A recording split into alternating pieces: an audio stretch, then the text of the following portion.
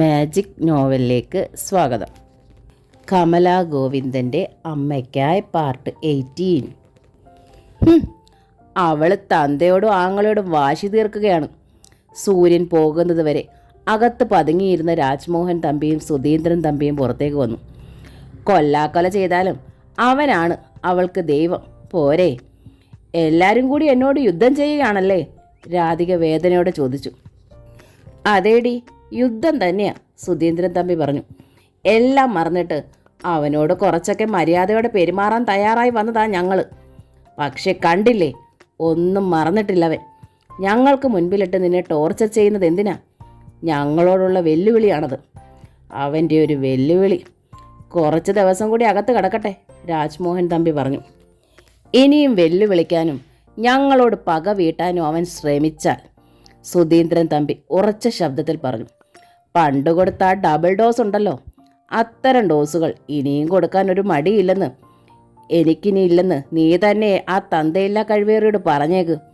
രാധിക ശബ്ദിച്ചില്ല, കേട്ടതായി ഭാവിച്ചില്ല. അവൾ വേഗം അകത്തേക്ക് കയറി. വേഷം മാറ്റി നല്ല സാരി ഉടുത്തു. വാനിറ്റി ബാഗ് എടുത്ത് തോളിലിട്ടു. ഉമ്മറത്ത് 3 പേര് നിൽക്കുന്നു എന്ന് പോലും കണക്കാക്കാതെ പുറത്തേക്ക് വന്ന് മുറ്റത്തേക്ക് ഇറങ്ങി ധൃതിയിൽ നടന്നു. ഇവളിതെങ്ങോട്ടാ? രാജ്മോഹൻ തമ്പി ചോദിച്ചു. ആ അരിശത്തോടെ സുധീന്ദ്രൻ തമ്പി കൈമലർത്തി. രഘുനന്ദനനും കണ്ടു ആ പോക്ക്. രാധിക അവസാന കച്ചിത്തുരുമ്പെന്ന നിലയിൽ നേരെ പോയത് ഡോക്ടർ ജോസഫ് ഐസക്കിൻ്റെ വീട്ടിലേക്കാണ്. നീർനിറഞ്ഞ മിഴികൾ സാരിത്തുമ്പുയർത്തി തുടച്ചുകൊണ്ട് രാധിക അദ്ദേഹത്തിൻ്റെ മുൻപിൽ വിറയാർന്ന കരങ്ങൾ കൂപ്പി ഇടറിപ്പൊട്ടി. എൻ്റെ ഉണ്ണിയേട്ടനെ രക്ഷിച്ചു തരണം ഡോക്ടർ. രക്ഷിച്ചു തരണമെന്നോ? ഡോക്ടർ അമ്പരന്നു. കൃഷ്ണനുണ്ണി ഉടനെ ഇവിടെ എത്തിക്കാമെന്ന് പറഞ്ഞ് നിങ്ങൾ പോയിട്ട് 4 ദിവസമായി. ആളെ ഇതുവരെ കൊണ്ടുവന്നിട്ടുമില്ല. പിന്നെ ഞാൻ എങ്ങനെ രക്ഷിക്കണമെന്നാണ്? ഡോക്ടർ, ആളെ കൊണ്ടുവരാഞ്ഞത് മനഃപൂർവ്വമല്ല. ഉണ്ണിയേട്ടൻ ഇപ്പോൾ പോലീസ് ലോക്കപ്പിലാണ്. രാധികയുടെ ശബ്ദം താഴ്ന്നു. പോലീസ് ലോക്കപ്പിലോ? എന്തുണ്ടായി? 4 ദിവസം കൊണ്ട് സംഭവിച്ചതെല്ലാം രാധിക വിശദീകരിച്ചു. അച്ഛനോ ഏട്ടനോ പോലും ഉണ്ണിയേട്ടനെ പുറത്തിറക്കാൻ ശ്രമിക്കുന്നില്ല. കൃഷ്ണനുണ്ണിയുടെ അവസ്ഥയെക്കുറിച്ച് രാധയ്ക്ക് പോലീസിൽ അറിയിക്കാമായിരുന്നില്ലേ? ഞാൻ പറഞ്ഞു ഡോക്ടർ, അവർ വിശ്വസിക്കുന്നില്ല. അച്ഛനും ഏട്ടനും ആ SI ശിവദാസനെ വല്ലാതെ സ്വാധീനിച്ചു കഴിഞ്ഞിരിക്കുന്നു. അതാണ് കാര്യം, രാധിക പറഞ്ഞു. എന്നിട്ട് അരുതാത്തത് എന്തോ പറയുന്ന സങ്കോചത്തോടെ അവൾ പറഞ്ഞു, എനിക്കിനി കാര്യം പറയാനും അപേക്ഷിക്കാനും ഒരാളുമില്ല ഡോക്ടർ. എന്നെ സഹായിക്കണം. അതിനി ഡോക്ടർക്ക് മാത്രമേ കഴിയൂ. രാധിക വീണ്ടും കൈകൂപ്പി കേണു. ഡോക്ടർ, ആ സ്റ്റേഷനിലേക്ക് വിളിച്ച് ആ SI ശിവദാസ സാറിനോട് ഒന്ന് സംസാരിക്കണം. ഉണ്ണിയേട്ടൻ ശരിക്കും ഒരു രോഗിയാണെന്ന്. അതുമാത്രം മതി ഡോക്ടർ. അദ്ദേഹത്തെ ഉടനെ വിടും. ഡോക്ടർ തൻ്റെ ചുരുണ്ട മുടിയും ബുൾഗാൻ താടിയും മെല്ലെ മെല്ലെ തടവിക്കൊണ്ട് റൂമിലൂടെ അങ്ങോട്ടും ഇങ്ങോട്ടും നടന്നു. എന്നിട്ട് പറഞ്ഞു, എൻ്റെ അടുത്തെത്തുന്ന പേഷ്യൻസിനെ പരിശോധിച്ച് ചികിത്സിക്കാനേ എനിക്കറിയൂ. എനിക്ക് പോലീസ് കേസിലും മറ്റും ഇടപെട്ട് തീരെ ശീലമില്ലടോ രാധികേ. രാധികയുടെ മുഖം വാടിപ്പോയി. കൂപ്പിയ വിരലുകൾ പോലും വിറച്ചു. എന്ന് വെച്ച് താൻ വിഷമിക്കേണ്ട, ഡോക്ടർ തുടർന്നു. കൃഷ്ണനുണ്ണി ഇവിടെ വന്നില്ലെങ്കിലും നിങ്ങൾ അന്ന് വന്നത് മുതൽ അയാൾ എൻ്റെ പേഷ്യൻ്റാണ്. ആ നിലയ്ക്ക് അയാളെ രക്ഷിക്കാൻ എനിക്ക് എന്തെങ്കിലും ചെയ്തല്ലേ മതിയാകൂ. അത്രയും കേട്ടപ്പോഴേ രാധികയുടെ മുഖത്ത് പ്രകാശം വീണു. ഉടലിൽ ജീവൻ്റെ തുടിപ്പും. ആള് പോലീസ് സ്റ്റേഷനിലാണല്ലോ? ഡോക്ടർ വീണ്ടും ചോദിച്ചു. അതെ. ശരി, രാധിക താഴേക്ക് ഇറങ്ങിക്കോളൂ. രാധിക പുറത്തേക്കുള്ള സ്റ്റെയർ കേസ് വഴി മുൻവശത്ത് മുറ്റത്തേക്ക് ഇറങ്ങി നിന്നു. അല്പസമയം കഴിഞ്ഞതും ഡോക്ടർ അകത്തു നിന്ന് മുറ്റത്തേക്ക് ഇറങ്ങി വന്നു. കയ്യിലൊരു ബ്രീഫ് കേസ്. അദ്ദേഹം തൻ്റെ കാർ ഇറക്കി ഡ്രൈവിംഗ് സീറ്റിൽ കയറിയിരുന്നു. എന്നിട്ട് പിന്നോട്ട് തിരിഞ്ഞ് ഡോർ ലോക്ക് എടുത്തു. കാറിൻ്റെ പിൻ ഡോർ തുറന്നു. രാധിക കയറിക്കോളൂ. രാധിക അമ്പരന്ന് മിഴിച്ചു നോക്കി. എങ്ങോട്ട്? എടോ, നമ്മൾ ഒരുമിച്ച് പോകുന്നു പാലാ പോലീസ് സ്റ്റേഷനിലേക്ക്, കൃഷ്ണനുണ്ണിയെ രക്ഷിക്കാൻ. എന്താ? എൻ്റെ ഈശ്വര, ഡോക്ടർ നേരിട്ട് പോകുന്നോ? യെസ്, കൃഷ്ണനുണ്ണിയുടെ ട്രീറ്റ്മെൻറ്റ് ഞാൻ ആ ലോക്കപ്പിൽ നിന്ന് തുടങ്ങുന്നു, ഡോക്ടർ പറഞ്ഞു. സന്തോഷം കൊണ്ട് നിറഞ്ഞ മിഴികൾ തുടച്ച് ഉത്സാഹത്തോടെ രാധിക ആ കാറിനുള്ളിലേക്ക് കയറിയിരുന്നു. ഡോക്ടർ കാർ വിട്ടു. രാധിക പുറത്തു നിന്നു. ഡോക്ടർ ജോസഫ് ഐസക് തനിച്ച് SI ശിവദാസൻ്റെ മുറിയിലേക്ക് കയറി ചെന്നു. ഒരു മോഷണ കേസിലെ പ്രതിയെ പിടികൂടിയതിൻ്റെ റിപ്പോർട്ട് നോക്കുകയായിരുന്നു SI ശിവദാസൻ. മുഖമുയർത്തി നോക്കി. I am doctor Joseph Isaac. പാൻസിൻ്റെ പോക്കറ്റിൽ നിന്ന് പേഴ്സ് എടുത്ത് അതിൽ നിന്ന് വിസിറ്റിംഗ് കാർഡ് എടുത്ത് നൽകിക്കൊണ്ട് ഡോക്ടർ സ്വയം പരിചയപ്പെടുത്തി. എസ് ഐ ശിവദാസൻ ആ കാർഡ് നോക്കി. മെഡിക്കൽ കോളേജിലെ ക്ലിനിക്കൽ സൈക്കോളജിസ്റ്റ് ആണല്ലേ? അതെ, ഞാൻ കേട്ടിട്ടുണ്ട് ഡോക്ടറെക്കുറിച്ച്. ഇരിക്കൂ, എസ് ഐ ഉപചാരത്തോടെ പറഞ്ഞു. ഡോക്ടർ അയാൾക്ക് മുൻപിൽ കിടന്ന കസേരയിലിരുന്നു. ഡോക്ടർ എന്താ ഇവിടെ? ഇവിടെ എൻ്റെ ഒരു പേഷ്യൻ്റ് ഉണ്ട്, അതാണ് വന്നത്. ഇവിടെ ഡോക്ടറുടെ പേഷ്യൻ്റോ? ശിവദാസൻ അമ്പരന്നു. അതെ, ഇവിടെ ഉണ്ട്, ഡോക്ടർ പറഞ്ഞു. എന്നിട്ട് വാതിക്കലേക്ക് നോക്കി വിളിച്ചു. രാധികേ. വിളി കേട്ടുകൊണ്ട് രാധിക മെല്ലെ മുറിയിലേക്ക് വന്നു. ഓ, നിങ്ങളോ? ശിവദാസൻ നെറ്റി ചുളിച്ചു. അതെ, ഈ സ്ത്രീയുടെ ഭർത്താവ് കൃഷ്ണനുണ്ണി ഇവിടെ ലോക്കപ്പിലല്ലേ? ഡോക്ടർ ചോദിച്ചു. ഉവ്വ്, 3-4 ദിവസം കഴിഞ്ഞില്ലേ? ഇന്നലെ ഇന്നും കോടതിക്ക് അവധിയാണ്, അതുകൊണ്ട് നാളെ കോടതിയിൽ ഹാജരാക്കാനിരിക്കുകയാണ്. നാളെ ജാമ്യത്തിലെടുക്കാം, എസ് ഐ പറഞ്ഞു. മിസ്റ്റർ ഇൻസ്പെക്ടർ, അയാൾ ലോക്കപ്പിലും കോടതിയിലും ഒന്നും കയറി ഇറങ്ങി ജാമ്യം എടുക്കേണ്ടുന്ന പ്രതിയല്ല. രോഗത്തിൻ്റെ കടന്നാക്രമണത്തിൽ സ്വബോധമില്ലാതെ എന്തൊക്കെ കാട്ടിക്കൂട്ടിയൊരു മെൻ്റൽ പേഷ്യൻ്റാണ്. അയാൾക്കാവശ്യം രോഗത്തിനുള്ള ട്രീറ്റ്മെൻറ്റാണ്, ഡോക്ടർ ഉറച്ച സ്വരത്തിൽ പറഞ്ഞു. കൃഷ്ണനുണ്ണി ഒരു മെൻ്റൽ പേഷ്യൻ്റാണെന്ന് ഞാൻ അറിഞ്ഞില്ല, എസ് ഐ പറഞ്ഞു. ഡോക്ടർ ജോസഫ് ഐസക് രാധികയുടെ നേർക്ക് തിരിഞ്ഞു. നിങ്ങൾ ആ വിവരം എന്തുകൊണ്ട് ഇദ്ദേഹത്തോട് പറഞ്ഞില്ല? ഞാൻ പറഞ്ഞതാണ് ഡോക്ടർ, രാധിക പറഞ്ഞു. പക്ഷേ ഇൻസ്പെക്ടർ അത് വിശ്വസിച്ചില്ല. എങ്ങനെ വിശ്വസിക്കും ഡോക്ടർ? ഇവരും മോളും പറയുന്നു അച്ഛൻ രോഗിയാണെന്ന്, മറ്റു ബന്ധുക്കൾ പറയുന്നു രോഗമില്ലെന്ന്, എസ് ഐ തുടർന്നു. അയാളെ രക്ഷിക്കാൻ വേണ്ടി ഈ സ്ത്രീയും മകളും കള്ളം പറഞ്ഞതാണെന്ന് എനിക്ക് തോന്നി. കാരണം ഈ 4 ദിവസമായിട്ടും മെൻ്റൽ പേഷ്യൻറ്റിൻ്റെ ഒരു ചേഷ്ടകളും അയാൾ കാണിച്ചില്ല. സംസാരവും പ്രവൃത്തികളുമൊക്കെ തികച്ചും നോർമൽ. അപ്പോൾ പിന്നെ ഞാൻ എന്ത് ചെയ്യും? You are correct inspector, doctor പറഞ്ഞു ഒരു വിശദീകരണം പോലെ. പുറമേയുള്ള ആരും സംശയിക്കില്ല അയാൾ ഒരു മെൻ്റൽ പേഷ്യൻ്റ് ആണെന്ന്. ഏത് കാരണത്തിൽ നിന്നും രോഗം പൊട്ടിമുളച്ചോ ആ കാരണങ്ങളിലെത്തുമ്പോൾ മാത്രം ഡെവലപ്പ് ചെയ്യുന്നൊരു പ്രത്യേക രോഗമാണിത്. Paranoid schizophrenia. നടക്കാത്തത് നടന്നെന്നും കാണാത്തത് കണ്ടെന്നും കേൾക്കാത്തത് കേട്ടെന്നും അയാൾ ഉറച്ചു വിശ്വസിക്കും. അതൊക്കെ തോന്നലാണെന്ന് ആര് പറഞ്ഞാൽ അയാൾ സമ്മതിച്ചു തരികയില്ല. ഡോക്ടർ കൂടുതൽ വിശദീകരണത്തോടെ തുടർന്നു. രോഗിയാണ് താനെന്നും ഒരിക്കലും അയാൾ സമ്മതിച്ചു തരില്ല. പുറത്തുനിന്ന് അയാളെ പരിചയമുള്ള ഒരാളും അങ്ങനെ സംശയിക്കുക പോലുമില്ല. അത്രയ്ക്ക് ക്ലിയറായും നീറ്റായുമായിരിക്കും അയാളുടെ മറ്റു പ്രവൃത്തികളെല്ലാം. വൃത്തിയും വെടിപ്പും വേഷവും എല്ലാം. ഞാനിപ്പോൾ എന്തു വേണമെന്നാണ് ഡോക്ടർ പറയുന്നത്? ശിവദാസൻ ചോദിച്ചു. അയാളെ നാളെ കോടതിയിൽ ഹാജരാക്കാൻ പാടില്ലെന്നാണോ? അയാളൊരു സർക്കാർ ഉദ്യോഗസ്ഥനല്ലേ? കൊലപാതക ശ്രമത്തിന് കേസെടുത്ത് കോടതിയിലൊക്കെ ഹാജരാക്കിയാൽ അയാളുടെ സർവീസിനെയും ഭാവി അത് ബാധിക്കില്ലേ? ഇൻസ്പെക്ടർ ശിവദാസൻ ആലോചനയിലായി. 2 പേരെയാണ് അയാൾ കൊല്ലാൻ ശ്രമിച്ചത്, എസ് ഐ തുടർന്നു. ഇവർക്ക് പരാതിയില്ലെങ്കിലും ആ കണ്ണപ്പന് പരാതിയുണ്ട്. ഹോസ്പിറ്റലിൽ നിന്നാണ് കേസും. അതുകൊണ്ട് കേസില്ലെന്ന് എഴുതിത്തള്ളാനാവില്ല. പക്ഷെ ഒന്ന് ചെയ്യാം. എന്താ? കൃഷ്ണനുണ്ണി ഡോക്ടറുടെ പേഷ്യൻ്റ് ആണെന്ന് എഴുതി തന്നാൽ മതി. അത് വെച്ച് ഞാൻ ഫയൽ ക്ലോസ് ചെയ്തോളാം. അങ്ങനെ ചെയ്യാം. ഡോക്ടർ ബ്രീഫ് കേസിൽ നിന്ന് തൻ്റെ ലെറ്റർ പാഡ് എടുത്ത് എസ് ഐ ശിവദാസൻ ആവശ്യപ്പെട്ടതുപോലെ എഴുതി കൊടുത്തു. അത് വായിച്ചു നോക്കിയിട്ട് ശിവദാസൻ പറഞ്ഞു, ഇത് ധാരാളം മതി. അയാളെ നിങ്ങൾക്ക് ഇപ്പോൾ തന്നെ കൊണ്ടുപോകാം. രാധികയ്ക്ക് ആശ്വാസമായി. അവളുടെ മുഖം തെളിഞ്ഞു. പക്ഷേ ഞങ്ങൾ ഇന്ന് കൃഷ്ണനുണ്ണിയെ കൊണ്ടുപോകാൻ വന്നതല്ല, ഡോക്ടർ ജോസഫ് ഐസക് പറഞ്ഞു. പിന്നെ? എസ് ഐ അന്താളിച്ചു. എന്താ ഡോക്ടർ, ഉണ്ണിയേട്ടനെ കൊണ്ടുപോകാനല്ലേ നമ്മൾ വന്നത്? രാധികയെ അന്താളിച്ചു. രാധിക ക്ഷമിക്കണം, ഒരു ദിവസം കൂടി കൃഷ്ണനുണ്ണി ഇവിടെ കിടന്നേ പറ്റൂ. ഞാൻ പറഞ്ഞിരുന്നില്ലേ എൻ്റെ ട്രീറ്റ്മെൻറ്റ് ഈ ലോക്കപ്പിൽ നിന്ന് ആരംഭിക്കുന്നുവെന്ന്? ഡോക്ടർ ജോസഫ് ഐസക് വിശദീകരിച്ചു. രാധികയ്ക്ക് ഇനി എന്തു പറയണമെന്നറിയാതെയായി. ഡോക്ടർ എസ് ഐക്ക് നേരെ തിരിഞ്ഞു. കൃഷ്ണനുണ്ണിയെ നാളെ വിട്ടു തന്നാൽ മതി. മാത്രമല്ല അയാളൊരു മെൻ്റൽ പേഷ്യൻ്റ് ആണെന്ന് ഞാൻ വന്ന് എഴുതി തന്നിട്ടാണെന്ന് വിടുന്നതെന്ന് ഒരു കാരണവശാൽ അയാൾ അറിയാൻ പാടില്ല. കാരണം അയാളെ സംബന്ധിച്ചിടത്തോളം അയാളൊരു രോഗിയല്ല. മനസ്സിലായി, എസ് ഐ സമ്മതിച്ചു. നാളെ അയാളെ കോടതിയിൽ ഹാജരാക്കാൻ ഒരുങ്ങുമ്പോൾ അതിനിടയാക്കാതെ പാടുപെട്ട് രക്ഷിച്ചത് രാധികയാണ്. അങ്ങനെ അയാൾ അറിയാവൂ.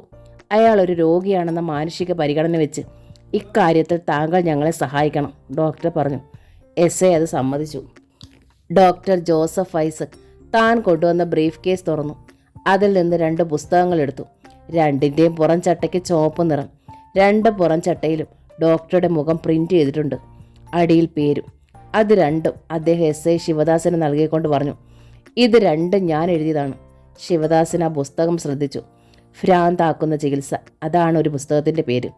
അടുത്തത് ഇംഗ്ലീഷ് പുസ്തകമാണ്, സ്റ്റോപ്പ് സൈക്കാട്രിസ്റ്റ് ഡാമേജിങ്. മലയാളികൾക്കും മലയാളം അറിയാൻ പാടില്ലാത്തവർക്കും വേണ്ടി ഞാൻ എഴുതി പ്രിൻ്റ് ചെയ്യിച്ച പുസ്തകങ്ങളാണിവ. ഇതിൽ വിവിധ കാറ്റഗറിയിലുള്ള മെൻ്റൽ രോഗങ്ങളെക്കുറിച്ചും അവയുടെ കാരണങ്ങളെക്കുറിച്ചും ചികിത്സയെക്കുറിച്ചും എഴുതിയിട്ടുണ്ട്. ഡോക്ടർ ശാന്തമായി തുടർന്നു. സ്വന്തം സ്വഭാവ വൈകൃതങ്ങൾ ചികിത്സ ആവശ്യമുള്ള ഒരുതരം മനോവൈകല്യം തന്നെയാണെന്ന് തിരിച്ചറിയാത്ത ഒരുപാട് പേരുണ്ട് ഈ ലോകത്ത്. അവർക്കും ബന്ധുക്കൾക്കും വേണ്ടിയുള്ളതാണ് ഈ പുസ്തകങ്ങൾ. ഞാൻ ഇത് താങ്കളുടെ കയ്യിൽ തരുന്നത് ഈ രാത്രിയിൽ ഇവ രണ്ടും കൃഷ്ണനുണ്ണിക്ക് വായിക്കാനായി നൽകാൻ വേണ്ടിയാണ്. അയാൾ ഇത് വായിക്കുമോ? എസ് ഐ ചോദിച്ചു. അതാണ് എനിക്കും അറിയേണ്ടത്, ഡോക്ടർ പറഞ്ഞു. എങ്കിൽ താങ്കൾ തന്നെ ഇത് അയാൾക്ക് കൊടുത്തേക്ക്. ഞോ, എന്നെ അയാൾ തൽക്കാലം കാണണ്ട, ഡോക്ടർ തറപ്പിച്ച് പറഞ്ഞു. ഉണ്ണിയേട്ടൻ ഇത് ഞാൻ കൊടുക്കാം ഡോക്ടർ. രാധിക ഉത്സാഹത്തോടെ മുന്നോട്ട് വന്നു. രാധികയും തൽക്കാലം അയാൾ കാണണ്ട. ഇവിടെ വരെ വന്നിട്ട് ഉണ്ണിയേട്ടനെ കാണാതെ രാധികയുടെ മുഖം വാടി. രാധിക ഇന്നിവിടെ വന്നിട്ടേയില്ല, അങ്ങനെ കരുതിയാൽ മതി, ഡോക്ടർ കർക്കശനായി. അദ്ദേഹം ബാഗിൽ നിന്ന് വേറെ 1-2 പുസ്തകങ്ങളും കുറേ പീരിയോഡിക്കൽസും കൂടി എടുത്ത് എസ് ഐയെ ഏൽപ്പിച്ചിട്ട് പറഞ്ഞു. ആ പുസ്തകങ്ങൾ തന്നെ കൊടുത്താൽ അയാൾ സംശയിക്കും. ഇതെല്ലാം കൂടി ഒരുമിച്ച് കൊടുത്താൽ മതി. അയാൾ അതിൽ നിന്ന് എൻ്റെ പുസ്തകങ്ങൾ സെലക്ട് ചെയ്ത് വായിച്ചോളും. ശരി, ഞാൻ കൊടുത്തു നോക്കാം, ഇൻസ്പെക്ടർ സമ്മതിച്ചു. ഡോക്ടർ ജോസഫ് ഐസക് യാത്ര പറഞ്ഞ് ബ്രീഫ് കേസുമായി പുറത്തിറങ്ങി. രാധിക സംശയിച്ചും വിഷമിച്ചും നിന്നു. ലോകപ്പിൻ്റെ ഭാഗത്തേക്ക് നോക്കിക്കൊണ്ട് ഉണ്ണിയേട്ടനെ ഒരു നോക്ക് കണ്ടെങ്കിൽ ഒടുവിലവൾ വ്യസനത്തോടെ പുറത്തേക്കിറങ്ങി. രാധിക വീട്ടിലെത്തിയപ്പോൾ അവൾ എങ്ങോട്ടാണ് പോയതെന്നറിയാതെ അപ്പോഴും വിഷമിച്ചിരിക്കുകയായിരുന്നു രാജ്മോഹൻ തമ്പിയും സുധീന്ദ്രൻ തമ്പിയും. സമയം 4 മണിയോടടുത്തിരുന്നെങ്കിലും രണ്ടാളും ഉച്ചയൂണ് പോലും കഴിച്ചിട്ടില്ല. എങ്ങോട്ട് പോകുന്നത് നിനക്കൊന്ന് പറഞ്ഞിട്ട് പോകാമായിരുന്നില്ലേടി? സുധീന്ദ്രൻ തമ്പി രോഷം കൊണ്ടു. ഞാൻ എങ്ങോട്ട് പോകാനാ, ഉണ്ണിയേട്ടൻ്റെ അടുത്തേക്കല്ലാതെ, രാധിക ഗൗരവത്തിൽ പറഞ്ഞു. ആരൊക്കെ ഉപേക്ഷിച്ച് കളഞ്ഞാലും എനിക്ക് ആ മനുഷ്യനെ അങ്ങനെ ഉപേക്ഷിച്ച് കളയാൻ പറ്റുമോ? പരിഭവവും പിണക്കവുമായിരുന്നു അവൾക്ക്. നിനക്കെപ്പോഴും അവനാണ് വലുത് അല്ലേടി? രാജ്മോഹൻ തമ്പി ചോദിച്ചു. അതെന്നും അങ്ങനെ തന്നെയാണച്ചാ, രാധിക പറഞ്ഞു. മറിച്ചാകണമെങ്കിൽ രാധിക മരിക്കണം. മരിക്കടി, അവനെപ്പോലൊരുത്തൻ്റെ കൂടെ കിടന്നിങ്ങനെ നരകിക്കുന്നതിലും ഭേദം അത് തന്നെയാടി മരണം. രാജ്മോഹൻ തമ്പിക്ക് അരിശം വന്നു. എന്തിനാച്ചാ ഉണ്ണിയേട്ടൻ ഇങ്ങനെ പഴിക്കുന്നത്? രാധികയ്ക്ക് അസഹ്യമായ നൊമ്പരവും ഒപ്പം രോഷവും തോന്നി. ഇത്രയ്ക്ക് വെറുക്കാനും മാത്രം എന്ത് തെറ്റാണ് ആ മനുഷ്യൻ ചെയ്തത്? തന്തയില്ലാതെ ജനിച്ചു പോയതോ അതോ എന്നെ സ്നേഹിച്ചു പോയതോ? നിറഞ്ഞ മിഴികൾ വീണ്ടും സാരിത്തും ഉയർത്തി തുടച്ചുകൊണ്ട് അവൾ തുടർന്നു. 2 മനുഷ്യായുസിന് പോലും താങ്ങാവുന്നതിന് അപ്പുറം ദ്രോഹം ചെയ്തിട്ടുണ്ട് നിങ്ങൾ രണ്ടാളും ആ മനുഷ്യനോട്. എന്നിട്ടും മതിയായില്ല ഇല്ലേ? അവനെ ഞങ്ങൾ ദ്രോഹിച്ചു അല്ലേടി? രാജ്മോഹൻ തമ്പിയുടെ കണ്ണുകൾ ചുവപ്പ് പടർന്നു. സങ്കടമോ വേദനയോ കൊണ്ടോ മിഴികൾ നനഞ്ഞു. നിനക്കൊരു മകൾ ജനിച്ചിട്ടുണ്ടല്ലോ. അവൾക്കിപ്പോൾ 10-18 വയസ്സുണ്ട്. തന്തയെന്നറിയില്ലാത്ത ഒരു വേശ്യ പെറ്റിട്ട് ഒരു പയ്യൻ വന്ന് അവളെ കൊടുക്കണമെന്ന് പറഞ്ഞാലോ നീ അതിന് കൂട്ടു നിൽക്കുമോ? നീ അവളെ അങ്ങനെ ഒരുത്തിന് കൊടുക്കുമോടി? രാധിക നടുങ്ങി മുഖമുയർത്തി. മകളെ അന്തസ്സുള്ളൊരു നല്ല തറവാട്ടിൽ കെട്ടിച്ചു വിടണമെന്നേ ഏതൊരു പെണ്ണിൻ്റെ തന്തയോ ആഗ്രഹിക്കൂ. അതേ ഞാനും ആഗ്രഹിച്ചുള്ളൂ. കൊള്ളാവുന്ന ഒരുത്തൻ്റെ കൂടെ നീ ജീവിക്കണം. അതെ, നിന്റെ ഏട്ടനും അതേ ആഗ്രഹിച്ചുള്ളൂ. അച്ഛാ, രാധികയുടെ കരളിൽ ശക്തമായൊരു മുള്ളു തറഞ്ഞു. വല്ലാതെ വേദനിച്ചു. നല്ലതിനു വേണ്ടി തന്തയും തള്ളയും കൂടപ്പുറപ്പുകളും ചെയ്യുന്നതൊക്കെ തെറ്റാണെന്ന് തോന്നും ചോര തിളയ്ക്കുന്ന പ്രായത്തിൽ, രാജ്മോഹൻ തമ്പി പറഞ്ഞു. പക്ഷേ ഇപ്പോൾ നീ ഞങ്ങളുടെ സ്ഥാനത്താണ്, ഒരു പെണ്ണിൻ്റെ അമ്മയാണ്. എന്നിട്ടും നിനക്കത് മനസ്സിലായില്ലെങ്കിൽ ഈ ജന്മം നീ രക്ഷപ്പെടില്ലടി. രാധികയുടെ ശബ്ദം തൊണ്ടയിൽ വിങ്ങി. കൃഷ്ണനുണ്ണിയെ മാത്രം സ്നേഹിക്കുന്ന നീ ഒരു കാര്യം കൂടി അറിയണം, സുധീന്ദ്രൻ തമ്പിയും പറഞ്ഞു. കൂടെ ജീവനും ശ്വാസവുമായി കഴിഞ്ഞ 4 പേര് ഒരു വണ്ടി അപകടത്തിൽ ജഡങ്ങളായി കല്ലിങ്കലെ മുറ്റത്ത് കടന്നപ്പോൾ ആ കൂടെ ശേഷിച്ച ഈ 2 പേർക്കും കിടക്കാമായിരുന്നു ജഡങ്ങളായിട്ട്. ചെയ്യാഞ്ഞത് നിന്നെ ഓർത്തിട്ടാ. കല്ലുങ്കൽ തറവാട് അന്യം നിന്ന് പോകാതിരിക്കാൻ നിനക്കൊരു മകളുണ്ടല്ലോ എന്ന് ഓർത്തിട്ടാണ്. രാധിക വിങ്ങിപ്പൊട്ടി. 10 വർഷമായി നിങ്ങളെ തിരിച്ചെടുക്കാൻ ഞാനും ഇവനും പാടുപെടുന്നു. അവൻ സമ്മതിച്ചില്ലെങ്കിൽ അത് പോട്ടെ. ഒരിക്കലും നീ പോലും എൻ്റെ ഇവൻ്റെ മനസ്സ് കാണാൻ ശ്രമിച്ചിട്ടില്ല ഉവ്വോ? രാജ്മോഹൻ തമ്പി ചോദിച്ചു. രാധികയ്ക്ക് ശബ്ദിക്കാനായില്ല. കാരണം അച്ഛൻ പറഞ്ഞത് ശരിയാണ്. അച്ഛൻ തന്നോട് ചെയ്തതൊക്കെ ദ്രോഹം തന്നെയാണെന്ന് എന്നും കരുതിയിട്ടുള്ളൂ. അതുകൊണ്ട് കല്ലുങ്കലേക്ക് മടങ്ങണമെന്ന് തോന്നിയിട്ടേയില്ല. കൃഷ്ണനുണ്ണിക്ക് ഞങ്ങളോട് ഇന്നും വെറുപ്പാണ്. അത് രോഗം കൊണ്ടാണെങ്കിൽ ആയിക്കോട്ടെ, അവനെ ചികിത്സിക്കാൻ വേണ്ടതൊക്കെ ഞങ്ങൾ ചെയ്യാം, അനുനയം പോലെ ഒടുവിൽ സുധീന്ദ്രൻ തമ്പി പറഞ്ഞു. പക്ഷെ ചികിത്സ കഴിഞ്ഞ് അവൻ്റെ രോഗം പുറത്തിട്ടും അവൻ ഞങ്ങളെ പഴയപടി വെറുക്കാനും പകപോക്കാനുമാണ് ശ്രമിക്കുന്നതെങ്കിൽ അവനെ ഉപേക്ഷിച്ച് നിന്റെ മോളെയും കൂട്ടി കല്ലുങ്കൽ വന്നിരിക്കണം. അച്ഛ, അത് രാധിക അന്താളിച്ചു. നീ വന്നില്ലെങ്കിൽ പിന്നെ ഓർത്തോ, ആർക്കും വേണ്ടാത്ത ഈ 2 മനുഷ്യജീവികളും പിന്നെ ഈ ഭൂമുഖത്തുണ്ടാവില്ലടി, രാജ്മോഹൻ തമ്പി പറഞ്ഞു. രാധിക വിറങ്ങലിച്ചു നിന്നു. വാടാ, നമുക്ക് പോകാം. രാജ്മോഹൻ തമ്പി നെഞ്ചുരുകുന്ന വേദനയോടെ മുറ്റത്തേക്കിറങ്ങി. അതിലേറെ സങ്കടത്തോടെ സുധീന്ദ്രൻ തമ്പിയും. അച്ഛാ പോകല്ലേ, ഏട്ടാ പോകല്ലേ. അങ്ങനെ പറയാനും കാല് പിടിക്കാനും രാധിക കൊതിയോടെ വെമ്പി. പക്ഷേ കഴിഞ്ഞില്ല. നാവ് പോലും തളർന്നുപോയ മട്ടിൽ അവൾ ഒരേ നിൽപ്പ് നിന്നു. ക്ലാസ് വിടാറാകുമ്പോഴാണ് സൂര്യനെയും കൊണ്ട് തൃപ്പൂണിത്തറയ്ക്ക് പോയ സുജിത്ത് എഞ്ചിനീയറിംഗ് കോളേജിലെത്തുന്നത്. കൂട്ടുകാർ അമ്പരന്നു. നീ ഇത് എവിടുന്ന് വരുന്നടാ ബെല്ലടിക്കാറായപ്പം? വരുൺ ചോദിച്ചു. എന്നാ പറയാനാടാ മച്ചാ, ഞാൻ എൻ്റെ ഏട്ടനെ നാട് കടത്താൻ പോയതായിരുന്നു. നാട് കടത്താനോ? വിപിൻ അമ്പരന്നു. അതെ, തൃപ്പൂണിത്തറയിൽ. ഒരു തരത്തിൽ പറഞ്ഞാൽ നാട് കടത്തൽ തന്നെയാണത്. നീ കാര്യം പറയടാ. സൂര്യൻ എൻ്റെ അമ്മ പ്രസവിച്ച മകനല്ലെന്ന് ഞാൻ മുമ്പേ പറഞ്ഞിട്ടില്ലേ? ഉവ്വ്, അതിൽ നിന്നുണ്ടായതാ എല്ലാ പ്രശ്നവും. സുജിത്ത് സൂര്യനെയും തുഷാരെയും അവളുടെ അമ്മയും തൻ്റെ അച്ഛനെയും സംബന്ധിക്കുന്ന എല്ലാ പ്രശ്നങ്ങളും അവർക്ക് മുൻപിൽ തുറന്നു വെച്ചു. ഇത് കൊള്ളാലോ, ഇവൻ പ്രേമിച്ച പെണ്ണിനെ ഇവൻ്റെ ഏട്ടൻ കയറി പ്രേമിക്കുക, അതും സ്വന്തം പെങ്ങളെ. അതിവൻ്റെ പെറ്റതള്ള ഒളിപ്പിച്ചിട്ട് അയാൾക്ക് കൂട്ടു നിൽക്കുക. കൊള്ളാവുന്ന അമ്മയും ചേട്ടനും. അവൻ അസുഖക്കാരനായതുകൊണ്ട് ആരും അവനെതിരെ ശബ്ദിക്കില്ല, ഞാനും എതിർത്തിട്ടില്ല. പക്ഷെ തുമ്പിയുടെ കാര്യം അതെനിക്ക് സഹിക്കാൻ പറ്റില്ല. സുജിത്തിൻ്റെ മുഖവും കണ്ണുകളും വിങ്ങി. സഹിച്ചാൽ നീ ആണല്ലടാ, ചുക്കിനും ചുണ്ണാമ്പിനും കൊള്ളാത്ത ഉണ്ണാക്കനാവും. അവൾ പോലും പറഞ്ഞില്ലല്ലോ അവളുടെ ചേട്ടനെയാ പ്രേമിക്കുന്നതെന്ന്. അതിന് മരുന്ന് കൊടുത്തേ പറ്റൂ സുജി. അതെ, ഒരു വീര്യം കൂടിയ ഇഞ്ചക്ഷൻ. ഞങ്ങളും വരാം, വിപിൻ പറഞ്ഞു. വേണ്ട, ഞാൻ തനിച്ചു മതി, സുജിത്ത് പറഞ്ഞു. കോളേജ് വിട്ടതും അവൻ ഫസ്റ്റ് ഇയർ ബ്ലോക്കിലേക്ക് ചെന്നു. ക്ലാസ് വിട്ട് ഇറങ്ങി വന്ന തുഷാരെ വരാന്തയിൽ അവൻ തടഞ്ഞു നിർത്തി. നീ സ്നേഹിച്ചത് എൻ്റെ ഏട്ടനെയായിരുന്നു അല്ലേടി? അമർഷമായിരുന്നു അവൻ്റെ മുഖത്ത്. തുഷാരയ്ക്ക് മനസ്സിലായി സുജിത്ത് എല്ലാം അറിഞ്ഞുവെന്നും. വിമ്മിട്ടത്തോടെ അവൾ പറഞ്ഞു. ഞാനും സൂര്യേട്ടനും തമ്മിൽ സ്നേഹിച്ചു. പക്ഷേ അതായിരുന്നു ഞങ്ങൾ ചെയ്ത ഏറ്റവും വലിയ തെറ്റ്. സൂര്യേട്ടൻ എൻ്റെ സ്വന്തം സഹോദരനാണ് അല്ലേ? സുജിത്ത് പരിഹസിച്ചു. അതെ, തുഷാരയുടെ മുഖം കുനിഞ്ഞുപോയി. ഞാൻ നിന്റെ സ്വന്തം സഹോദരനല്ലല്ലോ. സുജിത്തിൻ്റെ കണ്ണുകൾ കുറുകി. ഞാൻ നിന്റെ അമ്മയ്ക്ക് ജനിച്ചവനുമല്ല. അപ്പോൾ പിന്നെ നമുക്ക് തമ്മിലങ്ങ് പ്രേമം തുടരുന്നതിലെന്താ തെറ്റ്? തുഷാര കണ്ണ് തുറപ്പിച്ച് അവനെ നോക്കി. നിന്നെ കണ്ട നാൾ മുതൽ എൻ്റെ ഈ നെഞ്ചിനുള്ളിലുണ്ട് നീ. 100,000 ചിത്രങ്ങളായി. നീ മറ്റൊരാളെ സ്നേഹിക്കുന്നു എന്ന് പറഞ്ഞപ്പോൾ ഈ ലോകത്തെ തന്നെ വെറുത്ത് തുടങ്ങിയവനാണ് ഞാൻ. പക്ഷേ ഇന്ന് രാവിലെ എൻ്റെ അമ്മയിൽ നിന്നറിഞ്ഞ സത്യങ്ങൾ അതെന്നെ വീണ്ടും ജീവിപ്പിക്കുകയാണ്.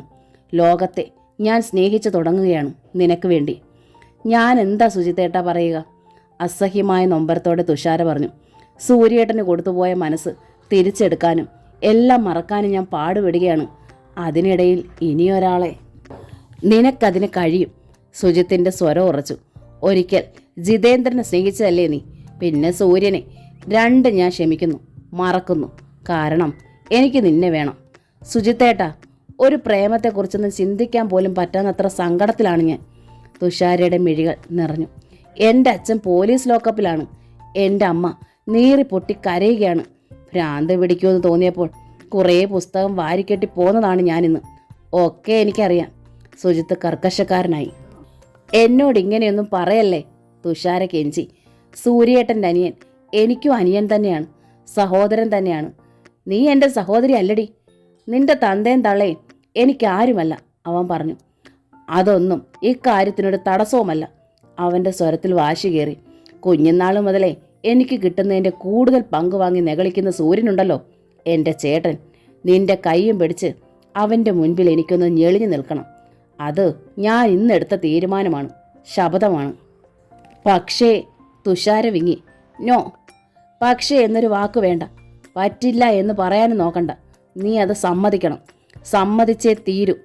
സുജിത്തിൻ്റെ സ്വരം കൂടുതൽ കല്ലിച്ചു. മിഴികളിൽ പകയുടെ നേരിയ തീനാളം മിന്നി.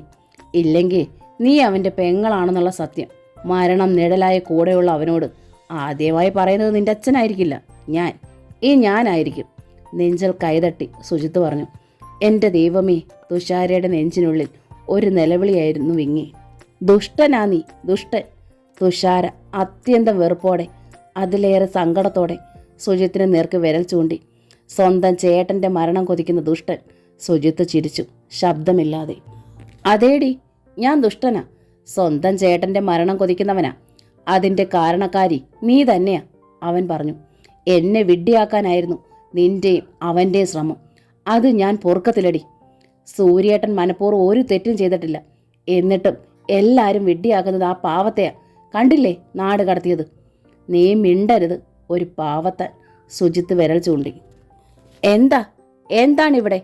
പെട്ടെന്നാണ് അങ്ങോട്ട് ജിതേന്ദ്രൻ കടന്നു വന്നത്. ഓ, നീയോ? ജിതേന്ദ്രനെ കണ്ടതോടെ സുജിത്തിന് അരിശം മുഴുത്തു.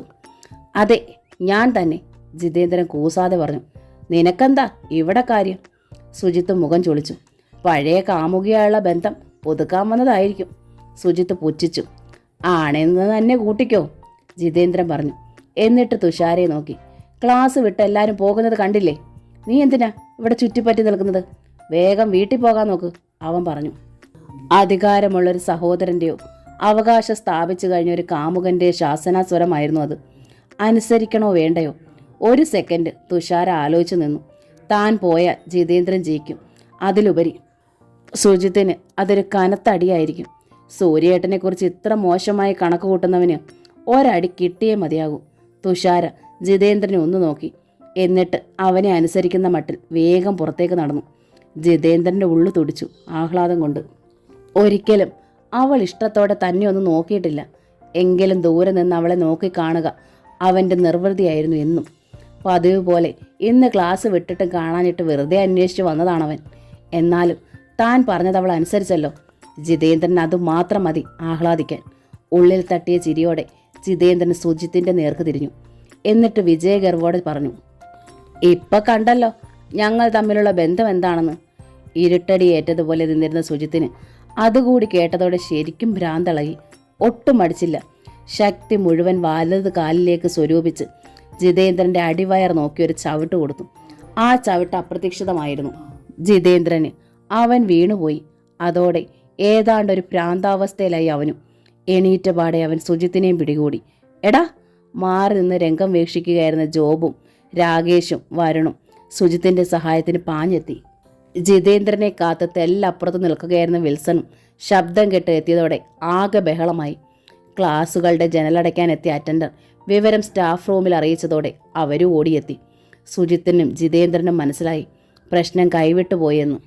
രാത്രി കോൺസ്റ്റബിൾ രാധാകൃഷ്ണൻ ഒരു പ്ലേറ്റിൽ കുറച്ച് ചോറും കറികളും ലോക്കപ്പിൻ്റെ അഴികൾക്കിടയിലൂടെ അകത്തേക്ക് നീക്കിവെച്ചു. കൃഷ്ണനുണ്ണി കണ്ടു ആ പ്ലേറ്റും ചോറും. പക്ഷേ അയാൾ അനങ്ങിയില്ല. ലോക്കപ്പിനുള്ളിലെ തണുത്ത തറയിൽ ഭിത്തിയിൽ ചാരി ചടഞ്ഞിരുന്നു അയാൾ. വരാന്തയിൽ നിന്ന് അഴികൾക്കിടയിലൂടെ പാളി വീഴുന്ന ഇത്തിരി വെട്ടത്തിൽ രാധാകൃഷ്ണൻ കണ്ടു കൃഷ്ണനുണ്ണിയുടെ ഇരിപ്പ്. എന്താടോ, തനിക്ക് ചോറ് വേണ്ടേ? രാധാകൃഷ്ണൻ ചോദിച്ചു. കൃഷ്ണനുണ്ണി മിണ്ടിയില്ല. വേണേ വല്ലതും വാരത്തിന്ന് കിടക്കാൻ നോക്ക്. നാളെ തൻ്റെ കെട്ടിയോള് വരുമ്പം കൂടെ പോകാൻ ഊര് കിടക്കണ്ടേ? നാളെ എന്നെ വിടുമോ? കൃഷ്ണനുണ്ണിക്ക് ചോറുണ്ണാതെ തന്നെ ഊരി വെച്ചു. പിന്നല്ലാണ്ട് തന്നെ ഇറക്കാൻ ശുപാർശയുമായി തൻ്റെ കെട്ടിയോളിന്ന് വന്നിരുന്നു. കൂടെ ഒരുത്തനോടുണ്ടായിരുന്നു. അതാരാ? കൃഷ്ണനുണ്ണി ചോദിച്ചു. ആർക്കറിയാം? രാധാകൃഷ്ണന് കലിപ്പുണ്ടായി. ആ കലിപ്പോടെ അയാൾ പറഞ്ഞു. നല്ല തങ്കക്കട്ടി പോലിരിക്കുന്ന ഒരു സ്ത്രീ. അവരെ കരിങ്കല്ലുകൊണ്ടിടിച്ച് കൊന്നേക്കാന്ന് നിനക്ക് തോന്നിയല്ലോടാ കൂവേ. കൃഷ്ണനുണ്ണിയുടെ മുഖവും കല്ലിച്ചു. രാധാകൃഷ്ണൻ പിന്മാറി. ആരാണ് രാധികയുടെ കൂടെ ഇവിടെ വന്നത്? അവളെന്താ ഇവിടെ വന്നിട്ടും തന്നെ കാണാതെ മടങ്ങിയത്? കൃഷ്ണനുണ്ണി അത് തന്നെ തിരിച്ചും മറിച്ചും ആലോചിച്ചു. ഡ്യൂട്ടി കഴിഞ്ഞ് SI ശിവദാസൻ പോകാൻ ഇറങ്ങുമ്പോൾ രാത്രി 8:30ആയി. ഡോക്ടർ ജോസഫ് ഐസക് ഏൽപ്പിച്ച പുസ്തക ശേഖരവുമായി ശിവദാസൻ ലോക്കപ്പിനരികെ ചെന്നു. എന്താടാ കണ്ണും മിഴിച്ചിരിക്കുന്നേ? കിടന്നുറങ്ങാൻ മേലേ? കൃഷ്ണനുണ്ണി മറുപടി പറഞ്ഞില്ല. ഉറക്കം വരുന്നില്ലേലേ? ദേണ്ടി ഇതൊക്കെയൊന്ന് വായിക്കേ, താനേ ഉറങ്ങിക്കോളും. ശിവദാസൻ കയ്യിലിരുന്ന പുസ്തകങ്ങൾ അഴികൾക്കിടയിലൂടെ ഉള്ളിലേക്ക് വെച്ചു. വരാന്തയിൽ നിന്ന് ലോക്കപ്പിനുള്ളിലേക്ക് പാറി വീഴുന്ന വെളിച്ചം അപ്പോഴുമുണ്ട്. അഴികൾക്കരികിലേക്ക് നീങ്ങിയിരുന്നാൽ വേണമെങ്കിൽ വായിക്കുകയും ചെയ്യാം. കൃഷ്ണനുണ്ണി പക്ഷേ പുസ്തകത്തിൽ തൊട്ടില്ല. രാത്രിയിലെന്നല്ല, നേരം പുലർന്ന് ശരിയായ വെളിച്ചമുണ്ടായിട്ടും. തുഷാരെ നിർബന്ധിച്ച് രാധിക അന്നും കോളേജിലേക്ക് വിട്ടു. എന്നിട്ട് വേഗം ഒരുങ്ങി പോലീസ് സ്റ്റേഷനിലെത്തി. വെച്ച ബുക്ക് കേട്ട് അങ്ങനെ തന്നെ അതേപടി ഇരിപ്പുണ്ട്, അയാൾ തൊട്ടിട്ടില്ല, SI രാധികയോട് പറഞ്ഞു. അവളുടെ മുഖം മങ്ങി. ഇനി ചികിത്സയ്ക്കും പരീക്ഷണത്തിനും ഒന്നും ഞാനില്ല, കൊണ്ടുപോയിക്കോ, അയാൾ പറഞ്ഞു. പോകാനായി ഇറങ്ങി വരുമ്പോഴും SI നീട്ടി രജിസ്റ്റർ ഒപ്പിടുമ്പോഴും കൃഷ്ണനുണ്ണിയുടെ മുഖം നിർവികാരമായിരുന്നു. രാധിക അത് ശ്രദ്ധിച്ചു. അവൾ വന്നത് ഒരു ഓട്ടോയിലാണ്. രണ്ടാളും അതിലേക്ക് കയറിയിരുന്നു. വീട്ടിലെത്തുമ്പോഴും അയാൾ നിശബ്ദനായിരുന്നു. അയാളെ ഒന്ന് മെരുക്കിയെടുക്കാനുള്ള ശ്രമത്തോടെ വീടിനുള്ളിൽ കയറിയപ്പോൾ രാധിക പറഞ്ഞു, വെള്ളം ചൂടാക്കി കുളിമുറിയിൽ തന്നെ വെച്ചിട്ടാ ഉണ്ണിയേട്ടാ ഞാൻ വന്നത്. ഞാൻ ഉണ്ണിയേട്ടൻ ഇഷ്ടപ്പെട്ട ഇടിയപ്പവും മുട്ട സ്റ്റൂ ഉണ്ടാക്കിയിട്ടുണ്ട്. കുളിച്ചിട്ട് നമുക്ക് ഒരുമിച്ച് കഴിക്കാം. ഞാനും ശരിക്കും ആഹാരം കഴിച്ചിട്ട് 4-5 ദിവസമായി. കൃഷ്ണനുണ്ണി അവളുടെ മുൻപിലേക്ക് നീങ്ങി നിന്നു. എന്നിട്ട് അവൾ പറഞ്ഞതൊന്നും കേൾക്കാത്ത മട്ടിൽ ചോദിച്ചു, നിന്റെ കൂടെ ഇന്നലെ പോലീസ് സ്റ്റേഷനിൽ വന്നതാരാ? രാധിക നടുങ്ങി. ഡോക്ടറുടെ പേര് പറയാൻ പറ്റുമോ? അവനായിരുന്നു ആ രഘുനന്ദനൻ അല്ലേ? കൃഷ്ണനുണ്ണിയുടെ സ്വരം മുറുകി. അതാണ് എന്നെ കാണാൻ പോലും കൂട്ടാക്കാതെ നീ പോന്നത് അല്ലേ? പിടിച്ചു നിൽക്കാനൊരു മറുപടിക്കായി രാധിക വാക്കുകൾ തപ്പിത്തിരഞ്ഞു. കുറച്ച് ദിവസമായി അവൻ നിന്നെ അങ്ങ് വല്ലാതെ സഹായിക്കുന്നു. പ്രത്യുപകാരം ഈ വീട്ടിൽ വെച്ച് തന്നെ ആയിരുന്നോ അതോ പുറത്തെങ്ങാനും വെച്ചായിരുന്നോ? രാധിക സ്തംഭിച്ചു നിന്നതേ ഉള്ളൂ, ശബ്ദിക്കാതെ. കൃഷ്ണനുണ്ണി വേഗം കുളിമുറിയിലേക്ക് കയറി ചൂട് വെള്ളത്തിൽ തന്നെ കുളിച്ചു. രാധിക അയൺ ചെയ്ത് മടക്കി വെച്ചിരുന്ന പാൻസും ഷർട്ടും എടുത്ത് ധരിച്ചു. മുടി ചീകി വെച്ചു. മുഖത്ത് പൗഡർ ഇട്ടു. ദേഹത്ത് പെർഫ്യൂം അടിച്ചു. പുറത്തു പോകുന്ന വേഷത്തിൽ അയാൾ വരുമ്പോൾ നിശബ്ദയായി നിന്ന് അയാൾക്ക് വേണ്ടി അപ്പവും കറിയും വിളമ്പുകയായിരുന്നു രാധിക. അയാൾ അപ്പം മുട്ടക്കറിയിൽ മുക്കി കഴിച്ചു തുടങ്ങിയപ്പോൾ മടിച്ചവൾ ചോദിച്ചു, ഉണ്ണിയേട്ടൻ എവിടെ പോകുന്നു? ഓഫീസിലേക്ക്, ഒരു ഭാവഭേദവും ഇല്ലാതെ അയാൾ പറഞ്ഞു. 3-4 ദിവസം ലോക്കപ്പിൽ കിടന്നതിൻ്റെ ക്ഷീണം ഉണ്ടാവില്ലേ? 2 ദിവസം വിശ്രമിച്ചിട്ട് ഓഫീസിൽ പോയാൽ പോരെ? അവൾ ചോദിച്ചു. ഞാൻ എന്ത് ചെയ്യണമെന്ന് തീരുമാനിക്കുന്നത് ഞാനാണ്, നീയല്ല, അയാൾ പറഞ്ഞു. അതല്ല ഉണ്ണിയേട്ടാ, രാധിക വിശദീകരിച്ചു. ഉണ്ണിയേട്ടൻ ലോക്കപ്പിലായിരുന്നല്ലോ, പക്ഷേ പനി പിടിച്ച് കിടപ്പിലായിരുന്നത് കൊണ്ടാണ് വരാത്തതെന്ന് കാണിച്ച് ഒരാഴ്ചത്തെ ലീവിന് ഞാൻ ലെറ്റർ ഉണ്ണിയേട്ടൻ്റെ ഓഫീസിലേക്ക് അയച്ചിട്ടുണ്ട്. സാരമില്ല, കൃഷ്ണനുണ്ണി പറഞ്ഞു. ലീവ് ഞാൻ ക്യാൻസൽ ചെയ്യിച്ചോളാം. രാധികയ്ക്ക് പിന്നെ മറുപടിയില്ല. കൃഷ്ണനുണ്ണി ആഹാരം കഴിച്ച് പോകാൻ ഇറങ്ങുമ്പോൾ തൻ്റെ വാനിറ്റി ബാഗും തോളിലിട്ട് രാധികയും റെഡിയായി. നീ എവിടെ പോണു? കൃഷ്ണനുണ്ണി ചോദിച്ചു. ഞാൻ ഓഫീസിലേക്ക് പോവുക, രാധിക പറഞ്ഞു. കുറച്ച് ദിവസം ആയില്ലേ ഞാനും പോയിട്ട്. അങ്ങനെ വരട്ടെ, അപ്പോൾ അതായിരുന്നു നിന്റെ പ്ലാൻ അല്ലേ? കൃഷ്ണനുണ്ണിയുടെ കണ്ണുകൾ ചുവന്നു. ക്ഷീണമാണ്, തളർച്ചയാണ് എന്ന് പറഞ്ഞ് എന്നെ വീട്ടിലെടുത്തുക, എന്നിട്ട് ഓഫീസിലേക്കെന്നും പറഞ്ഞ് നിനക്ക് അവൻ്റെ കൂടെ ചുറ്റണം. ഓഫീസ് തൊട്ടടുത്തായതുകൊണ്ട് നല്ല സൗകര്യം അല്ലേടി? എൻ്റെ ഈശ്വര, രാധിക സ്വയം തലയിൽ തല്ലി. എന്തൊക്കെ താൻ ചെയ്താലും എങ്ങനെയൊക്കെ കഷ്ടപ്പെട്ടാലും ഒടുവിൽ ഇതാണല്ലോ കേൾക്കുന്നതെന്ന് ഓർത്തപ്പോൾ രാധിക കരച്ചിൽ വന്നു.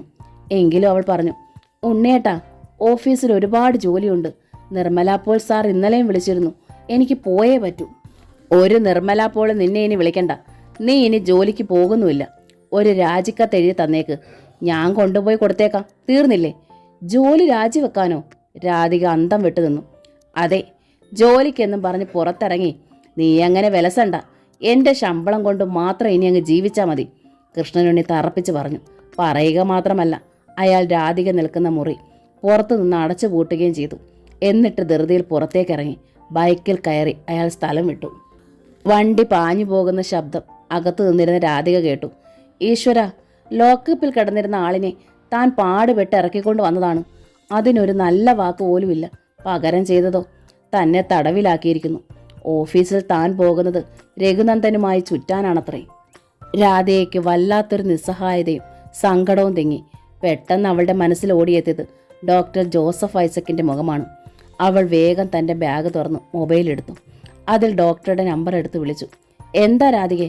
ഞാനിപ്പോൾ മെഡിക്കൽ കോളേജിലാണ്, പേഷ്യൻസിൻ്റെ അരികിലാണ്. ഡോക്ടർ ജോസഫ് ഐസക്കിൻ്റെ ശാന്തമായ സ്വരം രാധിക കേട്ടു. ഡോക്ടർ, അത്യാവശ്യമുണ്ട്, അതാണ് വിളിച്ചത്. ഒരു ഏങ്ങിപ്പൊട്ടൽ പോലെ രാധികയുടെ ശബ്ദം കാതിനരികിൽ കേട്ടപ്പോൾ ഡോക്ടർക്ക് മനസ്സിലായി കാര്യം ഗൗരവമുള്ളതാണെന്ന്. ശരി, പറയൂ, അദ്ദേഹം പറഞ്ഞു. ഒറ്റ ശ്വാസത്തിൽ രാധിക കാര്യം പറഞ്ഞു. ലോക്കപ്പിൽ നിന്നിറങ്ങിയത് മുതൽ തന്നെ തടവിലാക്കിയതുവരെ. എൻ്റെ കണക്ക് കൂട്ടലുകൾ തെറ്റി. അയാൾ ആ ബുക്കുകൾ തൊട്ടിട്ടേയില്ല അല്ലേ? ഡോക്ടർ ചോദിച്ചു. ഇല്ല. ഇനിയിപ്പോൾ അയാളെ ഇവിടെ എത്തിക്കാൻ എന്താ ഒരു വഴി? എനിക്കറിയില്ല ഡോക്ടർ. തിരിച്ച് ഉണ്ണിയേട്ടൻ വരുമ്പോൾ ഇനി ഇവിടെ എന്തൊക്കെയാണ് സംഭവിക്കുകയെന്ന് രാധിക ഭീതിയോടെ പറഞ്ഞു. കൃഷ്ണനുണ്ണി പോയത് ഓഫീസിലേക്ക് തന്നെയല്ലേ? അതെ. ശരി, ഞാനൊന്ന് ആലോചിക്കട്ടെ എന്തെങ്കിലും ചെയ്യാൻ പറ്റുമോന്ന് ഡോക്ടർ പറഞ്ഞു. കോൾ കട്ട് ചെയ്തു. 5-6 ദിവസം കൂടിയിട്ടാണ് കൃഷ്ണനുണ്ണി തൻ്റെ ഓഫീസിലെത്തിയത്. പനിയൊക്കെ പോയോ സാറേ? കൃഷ്ണനുണ്ണി സീറ്റിൽ വന്നിരുന്നപ്പോൾ ക്ലാർക്ക് കുര്യോക്കോസ് ചോദിച്ചു. ഒവ്, ഭേദമായി. കൃഷ്ണനുണ്ണി പുഞ്ചിരിച്ചു. ഇപ്പോഴത്തെ പനിയൊക്കെ നല്ലോണം സൂക്ഷിക്കണം കൃഷ്ണനുണ്ണി സാറേ, ടൈപ്പിസ്റ്റ് പത്മജ പറഞ്ഞു. പേടിക്കാനൊന്നും ഇല്ലായിരുന്നു പത്മജയെ, സാധാരണ പനിയായിരുന്നു, കൃഷ്ണനുണ്ണി പറഞ്ഞു. എന്നിട്ട് ടേബിളിൽ തന്നെ കാത്തു കുന്നുകൂടിയിരുന്ന ഫയലുകളുടെ കെട്ടുകൾ അയാൾ ഓരോന്നായി അഴിച്ചു നോക്കാൻ തുടങ്ങി. ഉച്ചയായി. അപ്പോഴാണ് പതിവായി ഓഫീസുകളിൽ ബുക്സ് വിതരണം ചെയ്യുന്ന ഏജന്റ് ജോൺ കോശി ഒരു വലിയ എയർ ബാഗ് നിറയെ പുസ്തകങ്ങളുമായി എത്തിയത്. പുതിയ പുസ്തകങ്ങൾ ഒരുപാട് ഇറങ്ങിയിട്ടുണ്ട് സാറേ. നമ്മൾ അത്യാവശ്യം വായിച്ചിരിക്കേണ്ടതായെല്ലാം. 5 തവണയായി, പണം തന്നാൽ മതി. ജോൺ കോശി പതിവ് പല്ലവിയോടെ ഓരോരുത്തരുടെയും ടേബിളിൽ പുസ്തകങ്ങൾ നിരത്തി. കഥകൾ, ലേഖനങ്ങൾ, ഡിക്ഷണറികൾ, പാചകകലകൾ, പുരാണങ്ങൾ എല്ലാമുണ്ട്. തൻ്റെ ടേബിളിന് മുമ്പിൽ വെച്ച പുസ്തകം കൃഷ്ണനുണ്ണി അലസമായിട്ടൊന്ന് നോക്കി.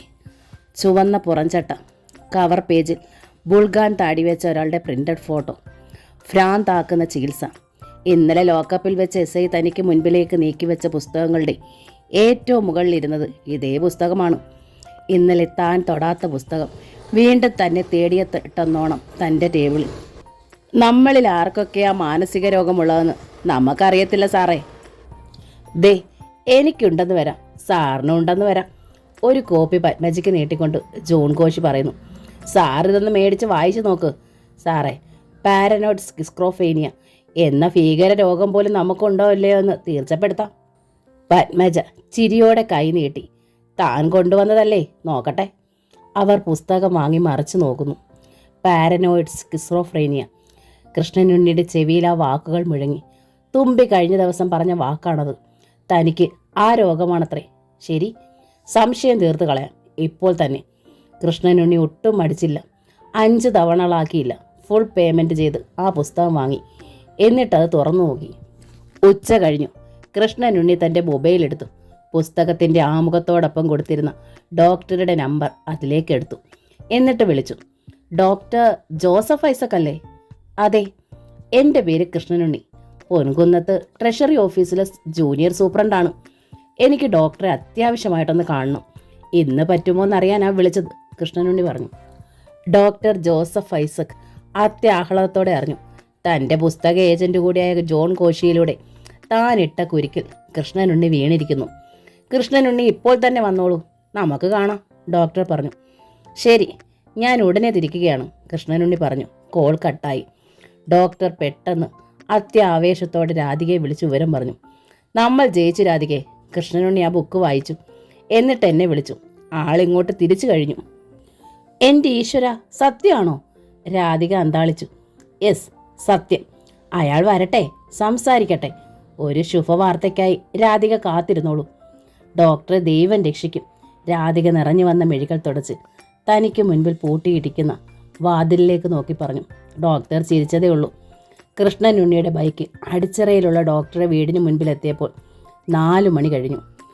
അപ്പോയിൻമെൻറ്റ് മുൻകൂട്ടി വാങ്ങിയ പേഷ്യൻസ് ഉണ്ടെങ്കിലും കേസിൻ്റെ ഗൗരവം കണക്കിലെടുത്ത് കൃഷ്ണനുണ്ണി വന്നപ്പോഴേ ഡോക്ടർ അയാളെ തൻ്റെ റൂമിലേക്ക് വിളിച്ചു. ഇരിക്കു കൃഷ്ണനുണ്ണി, ഡോക്ടർ പറഞ്ഞു. അദ്ദേഹം കൃഷ്ണനുണ്ണി ഒന്ന് വിലയിരുത്തി. 50-ലെത്തിയിട്ടില്ല. ഇപ്പോഴും നല്ല മുഖഭംഗി, ഒറ്റ കാഴ്ചയിൽ തികഞ്ഞ മാന്യത, ശാന്തത. പറയൂ, എന്തിനാണ് എന്നെ കാണണമെന്ന് കൃഷ്ണനുണ്ണി പറഞ്ഞത്? തികഞ്ഞ സൂക്ഷ്മതയോടെ കൃഷ്ണനുണ്ണിയുടെ മെഴികളിലേക്ക് നോക്കിക്കൊണ്ട് ഡോക്ടർ ചോദിച്ചു. ഡോക്ടർ എഴുതിയ ഭ്രാന്താക്കുന്ന ചികിത്സ എന്ന പുസ്തകത്തിൻ്റെ ഒരു കോപ്പി ഇന്ന് എനിക്ക് കിട്ടി, കൃഷ്ണനുണ്ണി ശബ്ദം താഴ്ത്തി പറഞ്ഞു. കുറേ നാളുകളായി എൻ്റെ മനസ്സിൽ തോന്നിയിരുന്നൊരു സംശയത്തിന് ക്ലിയറായി എനിക്കതിൽ നിന്ന് ഉത്തരം കിട്ടി. എന്താണ്? ഡോക്ടർക്ക് അത്യന്തം ജിജ്ഞാസയായി. അതിൽ പാരനോയിഡ് സ്കിസോഫ്രേനിയ എന്ന ഒരു അസുഖത്തിൻ്റെ ലക്ഷണങ്ങൾ ശരിക്കും വിവരിച്ചിട്ടുണ്ട് ഡോക്ടർ. ഉവ് ഉവ്, ഡോക്ടർ ഉത്സാഹത്തോടെ പറഞ്ഞു. എൻ്റെ ഭാര്യയുടെ പേര് രാധിക. അവൾ അഗ്രികൾച്ചർ ഓഫീസിലെ ഉദ്യോഗസ്ഥയാണ്. പക്ഷേ ഇന്ന് ഞാൻ അവളെ മുറിക്കുള്ളിൽ പൂട്ടിയിട്ടിട്ടാണ് വന്നത്. ഭാര്യയെ മുറിക്കുള്ളിൽ പൂട്ടിയിട്ടോ? എന്തിന്? ഒന്നും അറിയാത്തതുപോലെ ഡോക്ടർ ചോദിച്ചു. അവൾക്ക് എന്തു പറ്റിയെന്ന് എനിക്ക് എത്ര ശ്രമിച്ചിട്ടും പിടികിട്ടുന്നില്ല ഡോക്ടർ. പക്ഷേ ഇന്ന് എനിക്ക് മനസ്സിലായി. അവൾക്ക് സാറിൻ്റെ ബുക്കിൽ പറയുന്ന മാരക രോഗമായ സ്കിസോഫ്രേനിയ പിടിപെട്ടിരിക്കുകയാണ്. അവളെ എനിക്ക് രക്ഷിച്ചെടുക്കണം ഡോക്ടർ. കൃഷ്ണനുണ്ണി എഴുന്നേറ്റു. അതിദീനതയോടെ ഡോക്ടറുടെ കൈകളിൽ അമർത്തി പിടിച്ചുകൊണ്ട് പറഞ്ഞു, ഞാൻ അതിനു വേണ്ടി എന്ത് ചെയ്യണം ഡോക്ടർ? പറയൂ. അവളെ രക്ഷിക്കാൻ വേണ്ടി എന്ത് ചെയ്യാനും ഞാൻ തയ്യാറാണ്. സ്നേഹധനനായ ഒരു ഭർത്താവിൻ്റെ അതിവേദനയുടെ വിങ്ങലായിരുന്നു കൃഷ്ണനുണ്ണിയുടെ മുഖത്ത്. പെട്ടെന്ന് കേസ് കീഴ്മേൽ മറിഞ്ഞതുകൊണ്ട് ഡോക്ടർ ജോസഫ് ഐസക് മലച്ചിരുന്നു. അമ്മയ്ക്കായി എന്ന നോവലിൻ്റെ ഈ ഭാഗം ഇവിടെ പൂർണ്ണമാവുകയാണ്. അടുത്ത ഭാഗം ഉടൻ തന്നെ അപ്ലോഡ് ചെയ്യുന്നതായിരിക്കും. Thank you.